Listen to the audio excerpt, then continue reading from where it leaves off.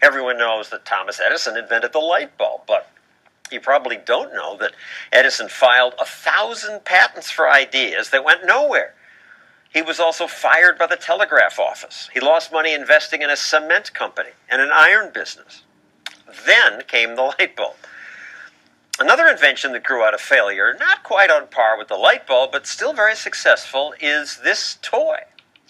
Introducing laser pegs! Laser pegs are the only construction system that lets you create with light. You can light up your creations as you build. Laser pegs, Laser pegs were invented by John Capriola. So you've been called a success by failure. Why? I think it's because of Ferguson. Ferguson, when I grew up there, Ferguson, Missouri. Ferguson, Missouri. Yes. You dropped out of school when you were a sophomore. Mentally, in 8th grade, I pretty much quit. Sophomore, I physically quit. Correct. It was a rough school. A lot of fights. So you might have gone on welfare. I might have, yes. But instead, I started reading a lot of self-help books and started finding out who I was.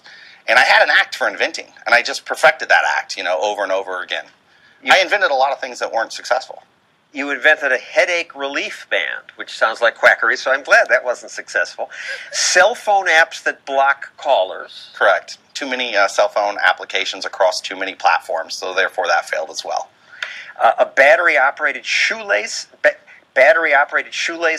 That's this here called laser laces, and the reason these failed is the Chinese knocked us off, and so they were sold well. But you got ripped off by imitators. Yes. You can go on Alibaba.com and find a magnitude of them. And you see them in retail chains as well. And you started submitting ideas to companies. I did, and I collected a lot of, no letters, and I pinned them on my board. But after time, I threw them away because it doesn't matter.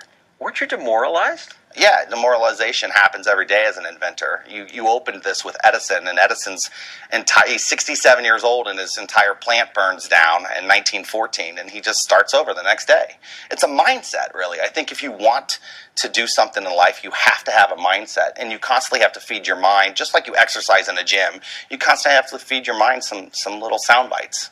So then you come up with these laser pegs, and I don't get why you're making money on these because they look just like Legos with lights. So what's the deal? The deal is each piece feeds the next one low voltage current, which has never been done before. You have a slide in, a stack pattern, stack on top, and then you have a spin pattern. So it's 3 times that of Lego. We complement Lego's brand. We're not out to compete with Lego's brand. We're just the ground effects to Lego. And now the company's worth $40 million. Around about that. It's growing at the rate of 35 to 40% a year. So it's kind of growing me out of business. And did what the last guest said resonate about bouncing or splatting? Yes. I've bounced and I've splat. It's all relative. That's what I'm trying to say. It's a mindset of how you look at it continuously, day in and day out. Well, congratulations on overcoming plenty of failure. Thank you. John Capriola. Appreciate it. Coming up, did you know that Colonel Sanders was a failure?